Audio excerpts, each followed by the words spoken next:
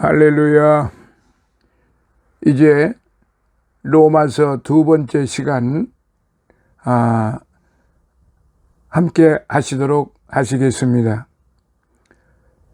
좀 처음에 시작할 때는 좀 딱딱한 그런 분위기가 있겠습니다마는 시간이 흐르면서 굉장히 호기심이 유발이 될 것이고 또한 은혜가 넘치게 되리라 믿습니다. 제가 강의하고 싶은 그런 성경은 마태복음, 요한복음, 로마서인데요. 마태복음은 이미 이제 마쳤고 요한복음으로 먼저 하려다가 요한복음을 다음 시간으로 미루고 로마서를 선택을 했습니다. 그래서 마태복음은 이제 마무리를 했고 오늘부터 지난 시간부터 이제 로마서를 시작을 했고 오늘은 두 번째 시간인데요. 먼저 본론에 들어가기 전에 로마서에 대한 몇 가지를 좀 더 생각해 볼 것이 있어요. 첫 번째로 로마서는 어떻게 쓰여지게 되었을까요? 많은 사람들이 로마서를 가리켜 성경 중에 성경이라고 말합니다. 혹은 복음서의 핵심이라고 말하지요. 또는 바울의 복음서다라고 말을 합니다. 또 어떤 사람은 성경을 여자의 반지로 비유한다면 로마서야말로 반지 위에 있는 그 보석이라고 평가를 합니다. 또 지난 2000년 동안 교회 역사를 볼 때 많은 위대한 사람들이 거의가 로마서의 영향을 받았어요.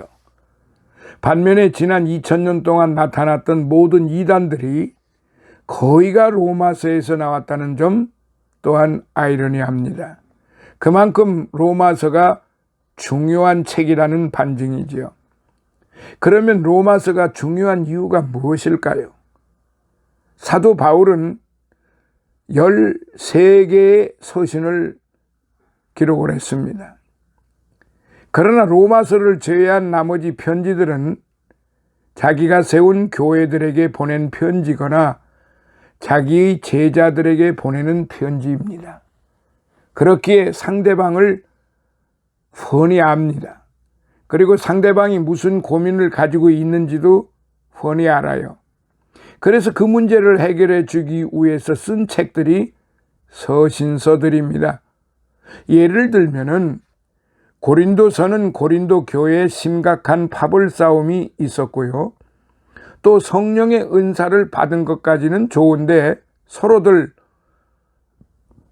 내가 받은 은사가 더 좋은 것이야.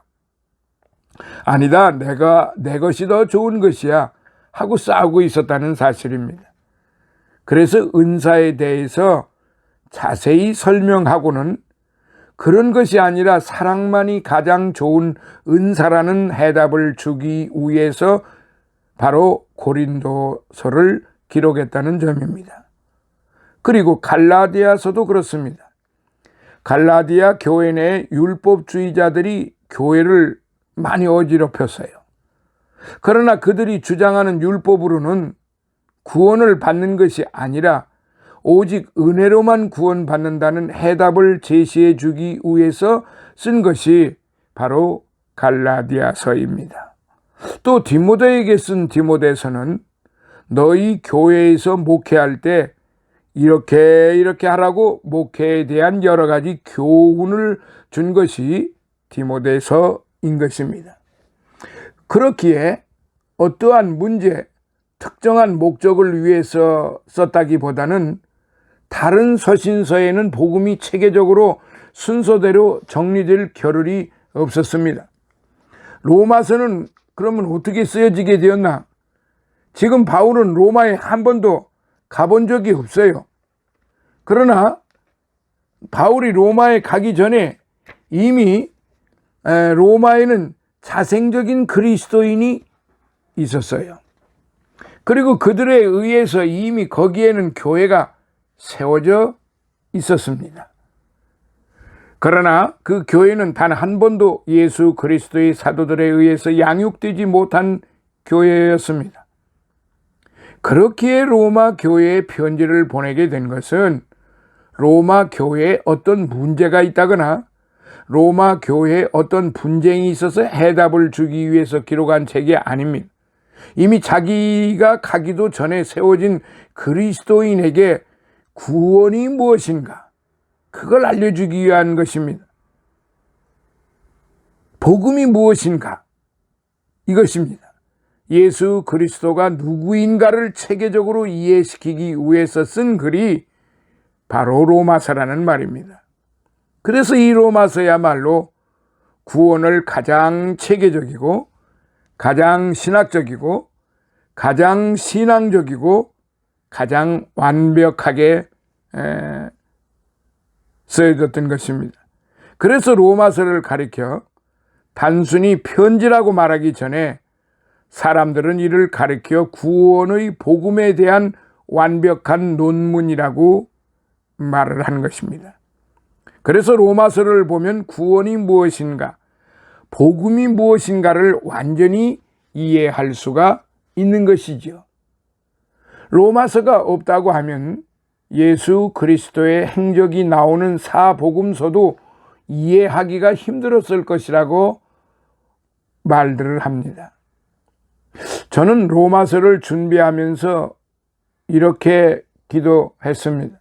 하나님, 우리가 로마서를 공부하는데, 이를 공부하는데 얼마가 걸리든지 이 책이 끝나는 동안에 완벽하게 체계적이고 논리적으로 설명되어진 이 복음의 핵심을 배우는 동안에 우리 성도 한 분 한 분이 로마서에 나타난 구원이 다 자기 것으로 확실하게 새길 수 있도록 해 주십시오라고 기도를 합니다.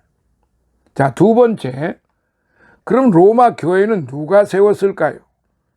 두 번째로 알아야 할 것이 있어요. 로마서에 있는 교회는 자생적으로 생긴 교회라고 했어요. 그러면 그 교회가 도대체 어떻게 생기게 되었을까요? 그리고 그 교회가 누구에 의해서 세워졌나요? 이것은 참 중요한 문제입니다. 로마 가톨릭 교회는 베드로가 세웠다고 말합니다. 그래야 자기들의 교회 전통이 이어지기 때문이지요.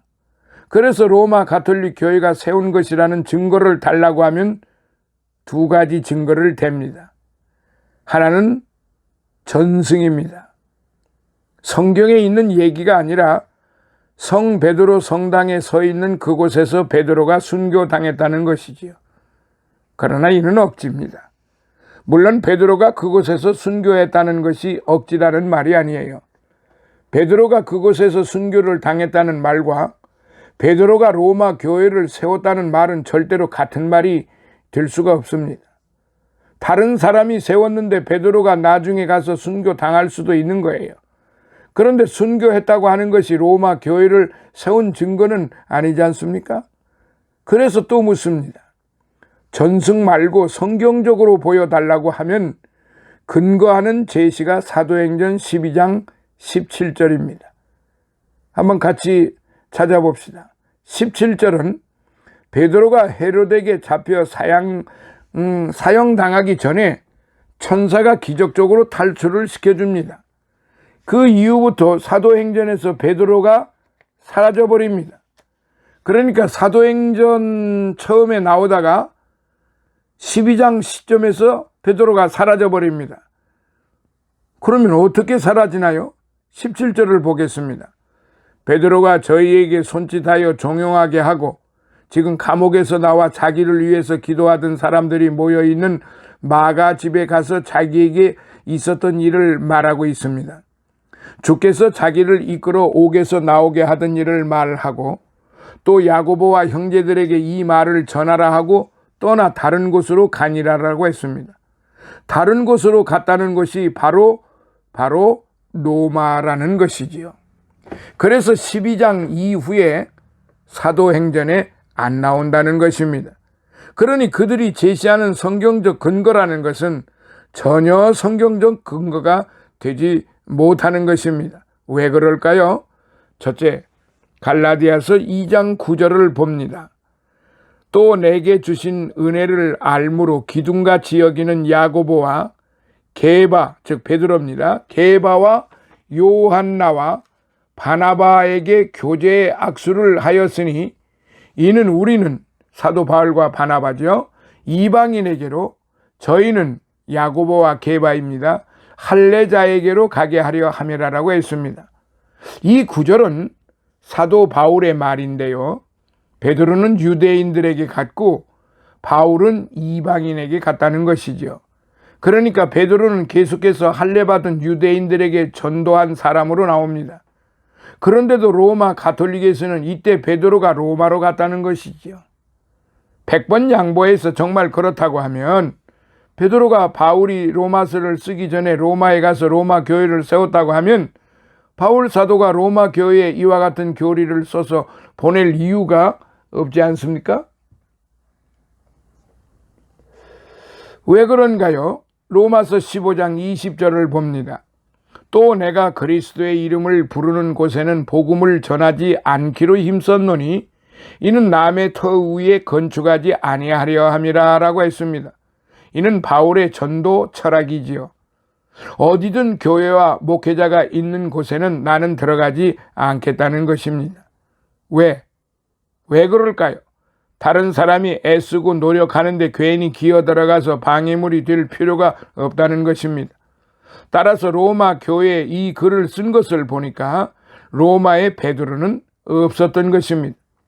만일 이때 로마에 베드로가 있었다면 바울이 이런 글을 쓸 이유가 없는 것이지요.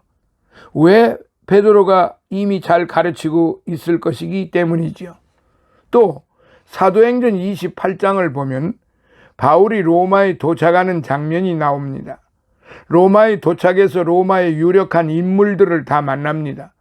거기에 베드로의 이름이 나옵니까? 안 나옵니다. 만일 베드로가 먼저 로마에 가서 로마 교회를 세웠다고 하면은 사도 바울이 가장 먼저 베드로를 만났어야 하는 것입니다. 왜냐하면 사도행전을 기록한 누가는 사도행전의 첫 부분을 베드로 얘기부터 쓰고 있기 때문입니다. 누가는 베드로를 잘 아는 사람이에요. 그래서 로마에서 만났다고 하면 분명히 기록했을 텐데 그렇지 않아요. 그러면 이 모든 것이 무엇을 의미할까요? 로마 교회는 자생적으로 생겼고 그 이후에 바울이 로마서 편지를 보내 강화시켰고 또 바울이 직접 찾아가서 교회를 교회답게 해주고 그 이후에 베드로가 들어가 일하다가 순교한 것입니다. 그러면 로마 가톨릭 교회가 왜 굳이 다른 곳으로 갔다고 한 그 한 구절을 가지고 그토록 베드로가 로마 교회를 세웠다고 고집을 피울까요? 그 까닭만 알면은 해답이 풀립니다.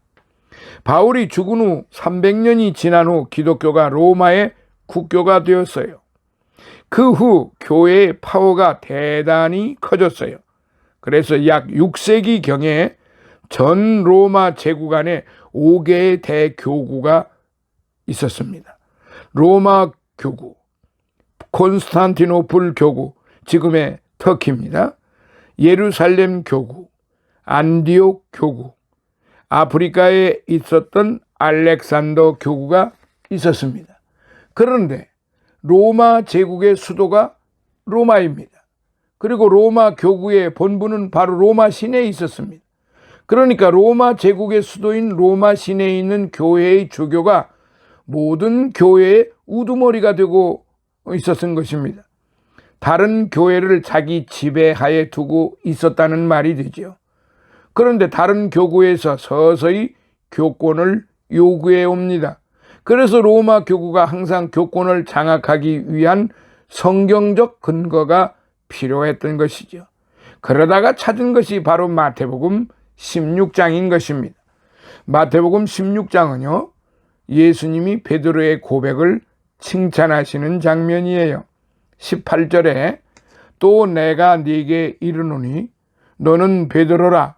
내가 이 반석 위에 내 교회를 세우리니 음부의 권세가 이기지 못하리라.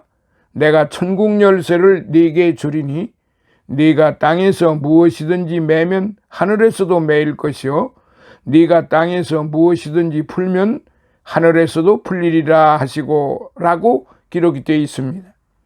이는 반석에게 세운다는 것은 베드로 개인에게 세운다는 것이 아니라 베드로가 고백한 주는 그리스도요 살아계신 하나님의 아들이라는 그 고백 위에 세웠다는 뜻입니다. 그리고 네게 천국 열쇠를 준다는 것은 베드로 한 사람에게 준다는 것이 아니라 바로 베드로의 고백 위에 세워진 교회가 구원의 통로가 되도록 하시겠다는 말씀입니다. 로마 교회가 이 구절을 취했어요. 그런데 해석은 아주 제멋대로 했지요. 베드로에게 천국 열쇠를 주셨는데 천국 열쇠를 받은 베드로가 로마 교회를 세웠다는 것이지요. 그래서 베드로가 초대 교황이 되었고 로마 교구의 대주교가 그 교황직을 이어받았다는 것입니다. 이 근거를 가지고 지배하게 되는 것이에요. 그래서 로마 교회를 베드로가 세웠다고 주장하는 것입니다. 만일 이때에 마태복음 16장의 반석이라는 말이 신앙 고백이 아니라 베드로 개인이라는 점이라고 할 때 두 가지 문제가 생깁니다. 첫째, 베드로가 세운 교회만 교회요? 베드로가 세우지 아니한 교회는 교회가 아닌 것이 됩니다. 성경에 나오는 모든 교회는 사도 바울이 세운 교회예요. 에베소 교회, 갈라디아 교회, 그 이후의 모든 교회들 다 바울이 세운 교회예요. 그런 교회는 지금 이 논리대로가 가톨릭의 논리대로라고 하면은 그 교회는 교회가 될 수가 없는 거예요. 베드로가 세우지를 않았고 바울이 세웠기 때문에 그들은 오로지 베드로에게만 그 근거를 대고 있기 때문에 바울이 세운 교회는 교회가 아니에요. 그런 교회는 교회가 될 수 없다는 것이죠. 자, 두 번째, 마태복음 16장 21절부터 봅니다. 이때로부터 예수 그리스도께서 자기가 예루살렘에 올라가 장로들과 대제사장들과 서기관들에게 많은 고난을 받고 죽임을 당하고 제3일에 살아나야 할 것을 제자들에게 비로소 가르치시니 베드로가 예수를 붙들고 간하여 가로되 주여 그리 마옵소서 이 일이 결코 주에게 미치지 아니하리이다. 예수께서 돌이키시며 베드로에게 이르시되 사단아 내 뒤로 물러가라. 너는 나를 넘어지게 하는 자로다. 네가 하나님의 일을 생각지 아니하고 도리어 사람의 일을 생각하는도다 하시고라고 기록이 되어 있습니다. 조금 전까지 칭찬을 받고 대단히 기뻤는데 예수님이 십자가 지실 것을 말씀하십니다. 그러자 베드로가 그리 말라고 말립니다. 그러자 예수님이 뭐라고 하셨어요? 사단이라고 책망을 하셨습니다. 그렇다면 만일 이 반석이라는 말을 신앙 고백이 아니라 베드로 한 사람으로 해석하면은 사단 위에다가 교회를 세우는 꼴이 되는 것이죠. 음부의 권세가 이기지 못한다고 했는데 사단이 그 교회의 기초라면 어떻게 사단을 이깁니까? 그러니까 베드로가 로마 교회를 세웠다고 하는 것은 전혀 비성경적이라고 볼 수 있는데 이건 제 의견뿐만이 아니고 모든 신학자들의 과거로부터 지금까지 내려오는 보수 신학자들의 대체적인 의견입니다. 그러니까 대체적인 그런 해석입니다. 자, 그러면 로마 교회를 누가 세웠을까요? 사도행전 2장 8절을 보겠습니다. 우리가 우리 각 사람의 난곳 방언으로 듣게 된 것이 어찌미뇨? 우리는 바데인과 메데인과 엘람인과 또 메소포타미아, 유대와 가바도기아, 본도와 아시아, 부르기아와 밤빌리아, 애국과 및 구레네에 가까운 리비아 여러 지방에 사는 사람들과 로마로부터 온 나그네 곧 유대인과 유대교에 들어온 사람들과 라고 했어요. 사도행전 2장은 어떠한 이야기를 말하는 거니? 오순절날 성령이 마가의 다락방에 임했다. 그래서 그 속에 있던 제자들이 자기 앞에 있던 모든 사람들이 그들의 고국의 언어로 들을 수 있도록 방언으로 설교를 하고 있었다. 그런데 그때 어느 국적의 사람들이 있었느냐? 그것이 8절입니다. 그 중에 로마인과 유대인들이 로마로부터 온 사람들이 있었다는 것이죠. 유대인은 아니지만 로마인으로서 유대교에 입교한 사람들도 있었다는 것입니다. 그러니까 이들이 성령의 역사로 복음을 듣고 이들이 들어가서 자기들이 자생적으로 모여 함께 예배드리고 있었음을 교회의 시작이라고 볼 수 있어요. 마치 우리나라의 선교사들이 들어오기 전에 평신도들이 먼저 나가서 복음을 듣고 모여서 예배를 드림으로 교회가 먼저 있었던과 같은 이치인 것입니다. 이렇게 해석해 볼 때 우리가 무슨 은총을 깨닫게 됩니까? 로마에서 자생적인 그리스도인들이 모여서 주님을 사모하고 주님 앞에 예배드리고 있었을 때 주님께서는 그들을 위해서 저 먼 곳에 있는 바울로 하여금 편지를 쓰게 하셔서 그들에게 복음을 전하게 하신 것입니다. 조금 뒤에 로마서가 어디서 쓰여졌는가를 이제 다음 편에서 말씀드리겠지만은 엄청난 거리가 떨어져 있는 그곳에서도 하나님을 사모하는 마음을 가지고 있었을 때 하나님은 그들의 마음을 아시고 기억하시고 불쌍히 여기시고 자비를 베푸셔서 하나님의 방법으로 그들에게 필요한 것을 적절하게 채워주신다는 사실을 바로 이 점에서 우리는 분명히 알 수가 있고 깨달을 수가 있습니다.